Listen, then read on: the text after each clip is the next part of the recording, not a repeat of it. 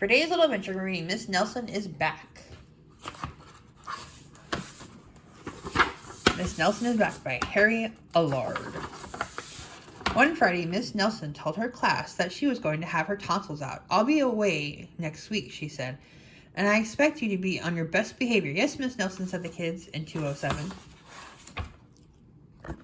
But at recess, it was another story. Wow, said the kids. While Miss Nelson is away, we can really act up. Not so fast, said the big kid from 309. Haven't you ever heard of Viola Swamp? Who, said Miss Nelson's kids?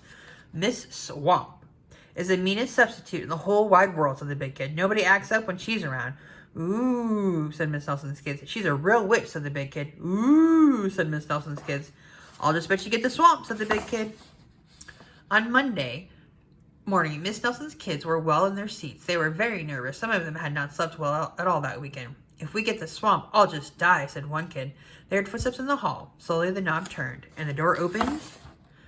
It was Mr. Blansworth, the principal. I shall personally take over this class, he said. Miss Nelson's kids were so relieved, but they soon learned that Mr. Blansworth was not a lot of fun. All morning, Mr. Blansworth tried to amuse the class with his corny card tricks. Oh, brother, said the class. That afternoon, Mr. Blansworth showed the class his favorite shadow pictures. This is kid stuff, said the class.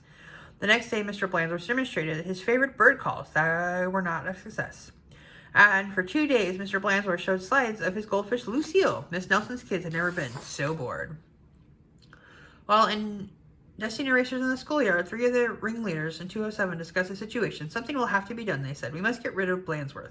And they hatched a plot. After school, they painted and sewed and borrowed some old clothes. And they practiced some very difficult stunt work in the backyard. The next day, they weren't in class. That's too bad, said Mr. Blansworth. They'll miss all the excitement. Mr. Blansworth was about to show the class his collection of ballpoint pens from all over the world when someone came to the door. Slowly the knob turned and the door opened. Oh, look, said the class. Miss Nelson is back. Tall and lumpy Miss Nelson tottered into the room. Mr. Blansworth was surprised. You're back sooner than we expected, he said. Telling Miss Nelson didn't speak. Said the kids. Her throat must still be sore. Are you sure you're well enough, said Mr. Blansworth. She's sure, said the kids. Well, in that case, said the principal, I'll be getting back to the office. Nice to have you back, Miss Nelson. And he left the room. Hot dog, cried the class. We got rid of Blansworth. Now we can go just do as we just please.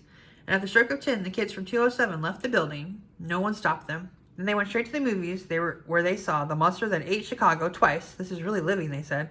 Afterwards, they went to the Lulu's where they stuffed themselves silly, but soon they made a serious mistake. Heading back to school, they passed Miss Nelson's house. Miss Nelson couldn't believe her eyes. Those are my kids, she said in a scratchy voice. What are they doing out of school, and who was that with them? Miss Nelson telephoned Mr. Blansworth to see what was going on. You're not Miss Nelson, said Mr. Blansworth. Miss Nelson is back. Then he hung up. Can't fool me, he said. Said Miss Nelson. Something will have to be done, and she went to her closet. Back in 207, Nelson's kids were spending an agreeable afternoon. They were very pleased with themselves. We should do this more often, they said. They did not notice the figure out in the hall. Slowly, the knob turned, and the door opened. My name is Viola Swamp, said the lady in a scratchy voice. Yikes, cried the kids. The swamp. That's right, said Miss Swamp, and I'm here to whip the class into shape. Get back to those desks on the double. The class did as it was told. The big kid from 309 was certainly right. Miss Swamp was a real witch. She knew how to get results. The class did a whole week's work in no time. We shouldn't have gotten rid of Mr. Blansworth, they said. Pipe down, said the Swamp, or just then something under a desk attracted her attention. It was a mask. Aha, said Miss Swamp. So that's what your little game is. And shared on the match as Mr. Blansworth stepped into the room. Miss Nelson, said Mr. Blansworth. I'm of the opinion that someone has been impersonating you. Uh-oh, whispered the kids. You don't say, said Miss Swamp. Probably just some kids acting up. I'm sure it won't happen again. And Mr. Blansworth left. And it won't, will it, said Miss Swamp to the class, because the swamp will be watching. A minute later, Miss Nelson appeared. I'm back, she said. Hot dog, cried the class. Are we glad to see you? Didn't you have fun with Mr. Blansworth? Asked Miss Nelson. Said the kids. They decided not to mention Miss Viola Swamp, but they wondered why Miss Nelson hadn't seen her in the hall. The end.